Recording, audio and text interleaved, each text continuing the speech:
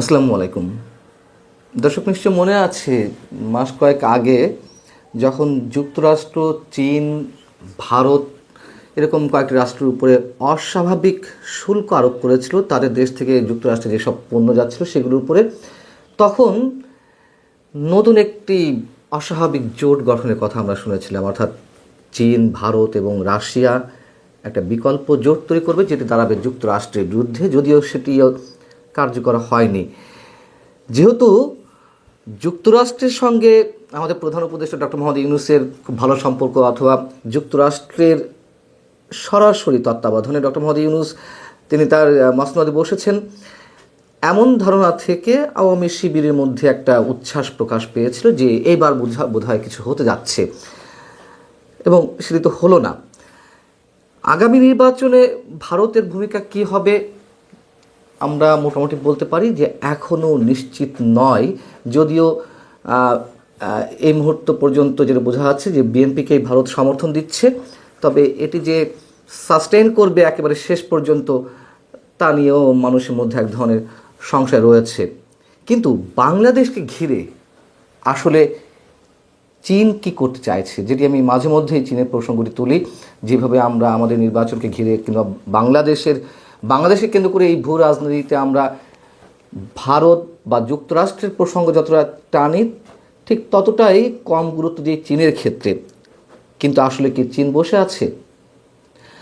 আপাতত পর্যন্ত যেটি জানা যাচ্ছে যে বাংলাদেশে ভারতের প্রভাব ঠেকাতে চীন এবং পাকিস্তান বেশ শক্ত অবস্থান নিয়েছে। এদিকে আমরা জানি যে চীনের সঙ্গে বিএনপির সম্পর্ক বরাবরই ভালো। 2024-এ 5 আগস্টের অভ্যুত্থানের পর আমরা খুব খেয়াল করে দেখেছি যে চীনে বিএনপি নেতাদের ঘন ঘন সফর, এবং সেই সফরের মধ্য দিয়ে তিস্তা প্রকল্প সহ অন্যান্য নানান বিষয়ে বিএনপির পক্ষ থেকে চীন একটা আশ্বাস আদায় করে নেওয়ার চেষ্টা করেছে। চীন বিএনপিকে আরও বেশি আস্থায় নেওয়ার চেষ্টা করেছে। এখন ভারত আবার বিএনপিকে সমর্থন করছে। নিশ্চয়ই যদি কিনা বিএনপির পক্ষ থেকে কোনো ধরনের নমনীয়তা ভারত না দেখত, তাহলে তো একেবারে আগেভাগেই যেভাবে তারেক রহমানের প্রতি এক ধরনের উচ্ছ্বাস প্রকাশ করা, আগামী দিনে নেতৃত্ব দিবেন তারেক রহমান, এই ধরনের একটি পরোক্ষ মনোভাব তাদের প্রকাশ পেয়েছে। সেই জায়গা থেকে এবার বিএনপি কী করবে? বিএনপি কি পারবে চীনের বলয় থেকে বের হয়ে আসতে? নানান ধরনের সমীকরণ আসলে জটিল আকার ধারণ করছে। এদিকে পাকিস্তান যেহেতু বরাবরই জামাতকে সমর্থন করে, চীনকে তাহলে জামাতকে সমর্থন করতে হবে। এদিকে তুরস্কের সঙ্গে বাংলাদেশের বিশেষ কয়েকটি কথিত ইসলামী দলের সম্পর্কর যে উষ্ণতা, সেটি সম্পর্ক আমরা জানি। যেটি জানা গেল যে গত দুদিন আগে চীন এবং পাকিস্তানের মধ্যে অর্থনৈতিক এবং সামরিক কৌশলগত বিষয় আলোচনার জন্য পাকিস্তানের পররাষ্ট্রমন্ত্রী এবং একই সঙ্গে যিনি উপপ্রধানমন্ত্রীর দায়িত্বে রয়েছেন ইসহাক দার, তিনি চীনে গেলেন, বৈঠক করলেন চীনের পররাষ্ট্রমন্ত্রীর সঙ্গে। এবং চীন এবং পাকিস্তানের পক্ষ থেকে যে বার্তাটি দেওয়া হচ্ছে, যেটি পাকিস্তান সহ ভারতের বিভিন্ন গণমাধ্যমে এসেছে, যে দক্ষিণ এশিয়ায় যে কোনো একতরফা পদক্ষেপের বিরোধিতা করবে তারা একসঙ্গে।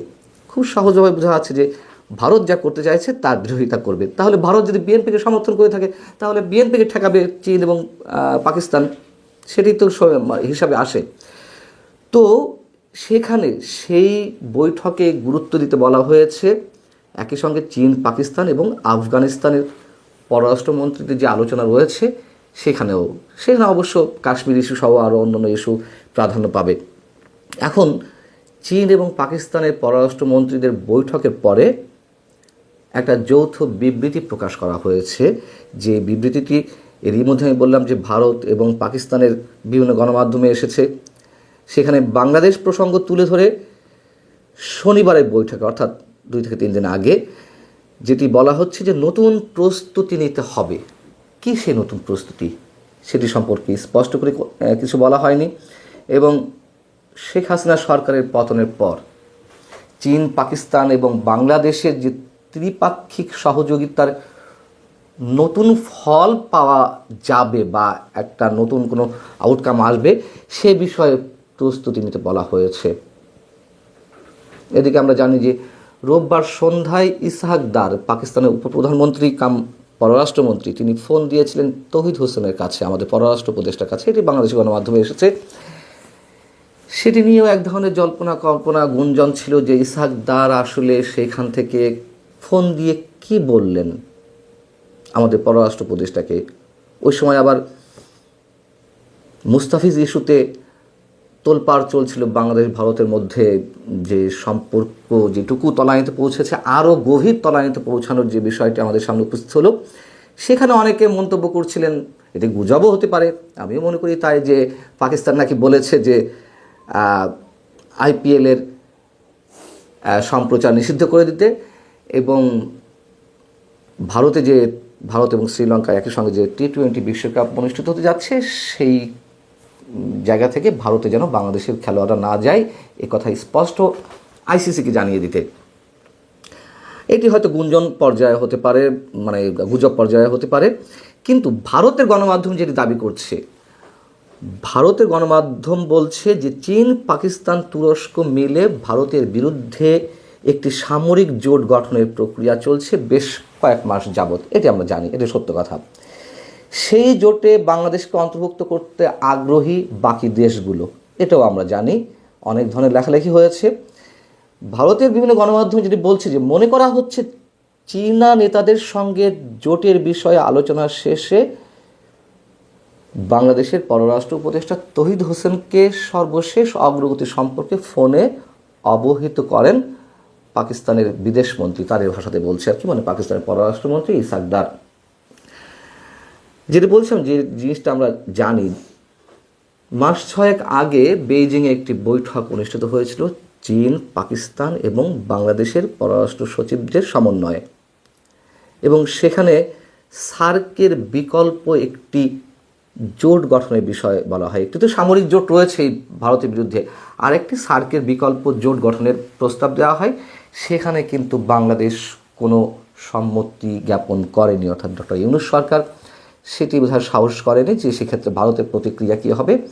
এটি মনে করি আমরা যে এটি ঠিক ছিল, হ্যাঁও না কিংবা নাও না, নীরবতা পালন করেছিল। এখন যে নতুন হিসেব নিকাশ দাঁড়ালো, এটা একেবারে ক্লিয়ার যে চীন, পাকিস্তান, তুরস্ক জোট তারা হয়তো শক্ত অবস্থান নিতে পারে ভারতের বিরুদ্ধে। ভারত কী করে সেক্ষেত্রে প্রথমে বলছিলাম যে বিএনপির বিষয়টি কী হবে। চীন এরই মধ্যে পাকিস্তানের অবকাঠামো, প্রতিরক্ষা এবং প্রযুক্তিতে বিপুল বিনিয়োগ করেছে। তুরস্ক নানানভাবে সামরিক সহযোগিতা করছে পাকিস্তানকে, এবং জামাত কিংবা ইসলামী দলগুলো, আমি শুরু থেকে বলে আসছি, এদের পিছনে তুরস্কের একটি বিশাল প্রভাব রয়েছে। তুরস্ক জঙ্গিবাদকে সমর্থন করে না, কিন্তু উগ্রবাদকে সমর্থন করে। তার নানান ধরনের নজির আমাদের সামনে রয়েছে। অতএব আমি বরাবরই বলি যে এখনও পর্যন্ত বাংলাদেশের মানুষের হাতে, বাংলাদেশের মানুষের নিজেদের ভাগ্য নির্ধারণের কোনো ক্ষমতা হয়ে ওঠেনি। এখনও পর্যন্ত বিদেশি শক্তিগুলোই, পরোক্ষভাবে তো বটেই, তারাই নিয়ন্ত্রণ করছে বাংলাদেশের ভবিষ্যৎ।